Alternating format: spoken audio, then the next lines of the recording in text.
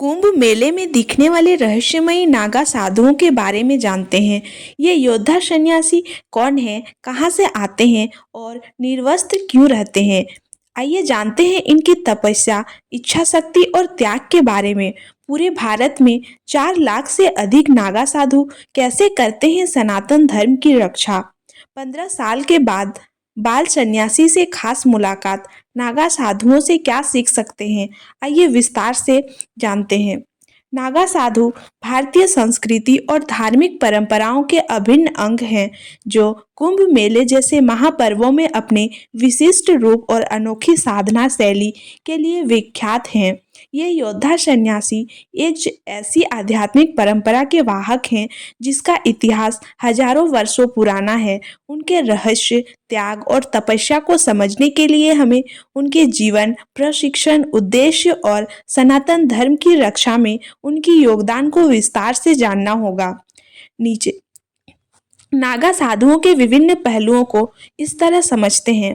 नागा साधु कौन है? नागा साधु हिंदू धर्म के सन्यासियों का एक विशेष वर्ग है जो अपने कठोर तप और भक्ति के लिए प्रसिद्ध हैं। नागा शब्द का अर्थ होता है नंगा या निर्वस्त्र। ये साधु मुख्य रूप से दशनामी संप्रदाय से जुड़े होते हैं, जिसे आदि शंकराचार्य ने 8वीं शताब्दी में स्थापित किया था। यह संप्रदाय वैदिक ज्ञान, योग और शास्त्रों के अध्ययन के साथ साथ युद्ध कौशल में निपुणता के लिए जाना जाता है। नागा साधुओं का प्राथमिक उद्देश्य धर्म की रक्षा करना और अधर्म का नाश करना है।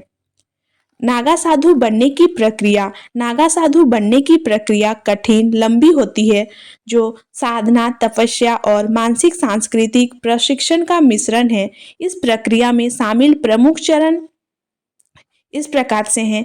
गुरु शिष्य परंपरा। नागा साधु बनने के लिए किसी सिद्ध गुरु के मार्गदर्शन में जाना आवश्यक है। बालक या युवा पुरुष को गुरु के शरण में जाना होता है, जहां उसे कठोर नियमों और जीवन शैली का पालन करना होता है। दीक्षा प्रक्रिया। दीक्षा में ब्रह्मचर्य व्रत का पालन, बालों का त्याग और एक विशेष अनुष्ठान के बाद साधु बनने की स्वीकृति शामिल होती है। इसके बाद दीक्षित साधु अपने पुराने जीवन से सभी संबंध समाप्त कर लेते हैं। कठोर प्रशिक्षण।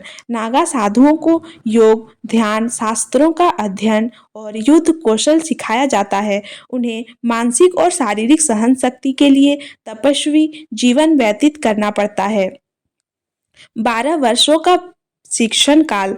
एक नागा साधु को पूर्ण साधु बनने में लगभग 12 वर्ष लगते हैं, जिसके बाद उन्हें अपने धर्म और समाज की सेवा के लिए स्वतंत्र किया जाता है। नागा साधु निर्वस्त्र क्यों रहते हैं? नागा साधुओं का निर्वस्त्र रहना उनकी तपस्या और त्याग का प्रतीक है। वे शरीर और भौतिक सुखों से ऊपर उठकर आत्मिक शुद्धि के लिए बढ़ते हैं।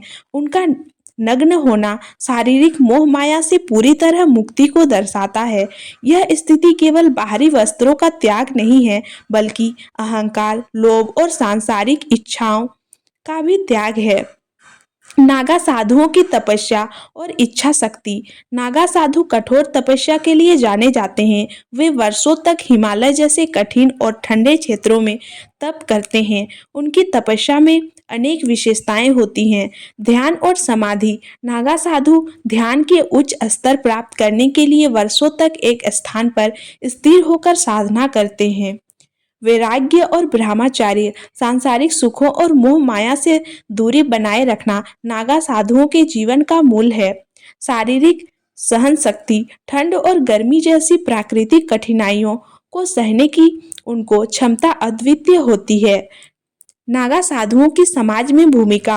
नागा साधु न केवल धार्मिक अनुष्ठानों और पर्वों में भाग लेते हैं, बल्कि आवश्यकता पड़ने पर धर्म और राष्ट्र की रक्षा के लिए भी तत्पर रहते हैं।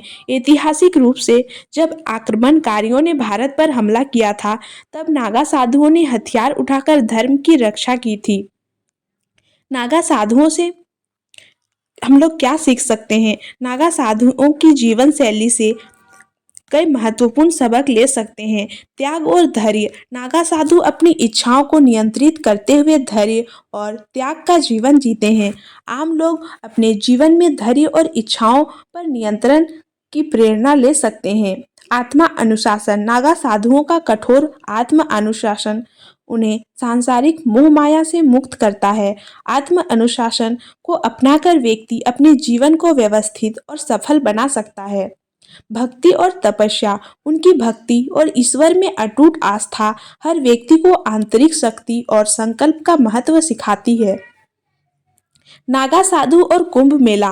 कुंभ मेला नागा साधुओं का सबसे महत्वपूर्ण अवसर होता है, जहां वे विशाल जुलूसों में भाग लेते हैं और गंगा, यमुना और सरस्वती नदियों के संगम पर स्नान करते हैं। उनके शाही स्नान का दृश्य अत्यंत आकर्षक और रहस्यमय होता है। नागा साधुओं की संख्या और संगठन। भारत में लगभग 4 लाख से अधिक नागा साधु हैं। वे विभिन्न अखाड़ों से जुड़े होते हैं। प्रमुख अखाड़ों में जूनापीठ, निरंजनी अखाड़ा और निर्वाणी अखाड़ा शामिल होते हैं। प्रत्येक अखाड़ा अपनी परंपराओं और नियमों का पालन करता है।